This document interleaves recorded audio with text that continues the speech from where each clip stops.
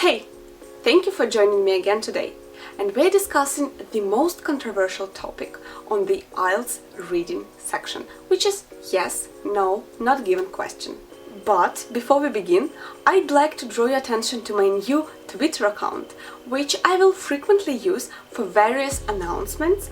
And to be honest, right now I'm working on something huge for you guys, which is a big free project on IELTS, and it will be announced there on Twitter, so I highly recommend you to follow it. Also, stay tuned till the end of this video because I have something special for you.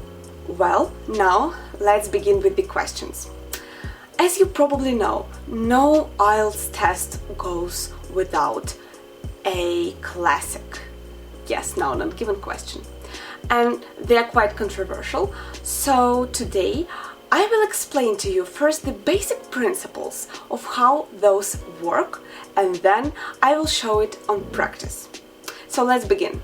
To tackle this tricky type of question, we will practice on our sample sentence, which is: I like coffee more than any other beverage. Please remember this sentence. This will be our statement.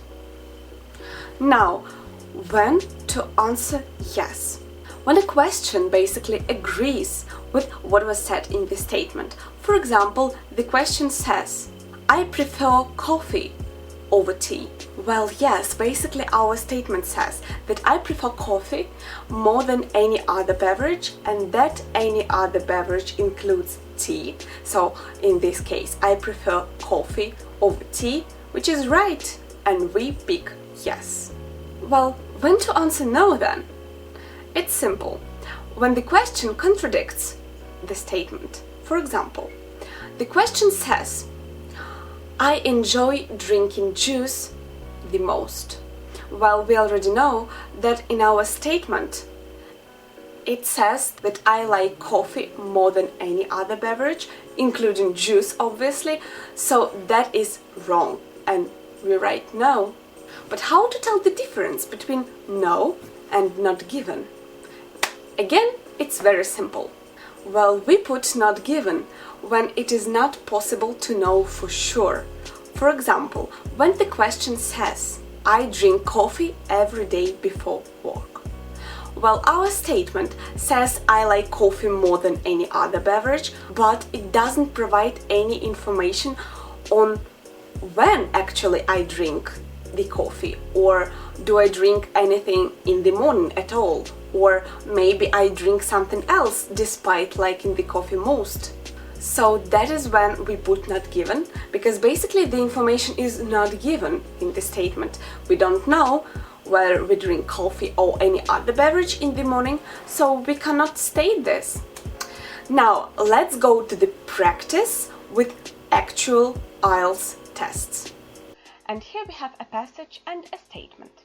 The statement says that Marie Curie's husband was a joint winner of both Marie's Nobel Prizes. If you take time to read the passage, you'll know that with her husband she was awarded the Nobel Prize in 1903, but in 1911 she was the sole winner of the prize. So basically the statement contradicts the information given in the passage, because it says that her husband was a joint winner of both her prizes, which is not true. That is why we put no for this question. Proceeding to the next question, we see that statement says that Marie became interested in science when she was a child. But from the passage, we see that there is no information given about the exact time when Marie became interested in science. The only information which is given is that Marie was remarkable in memory and won a golden medal.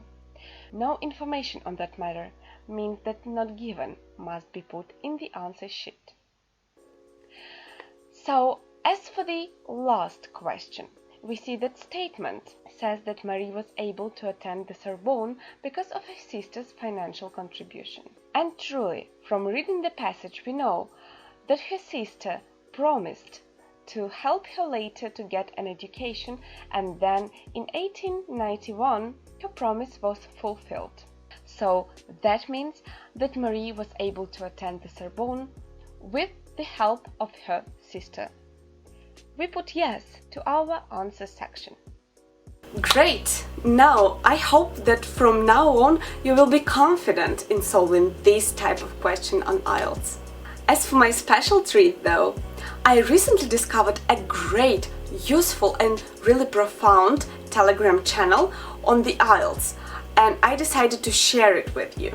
Every day they share a large amount of useful tips, tricks, strategies, vocabulary for the IELTS.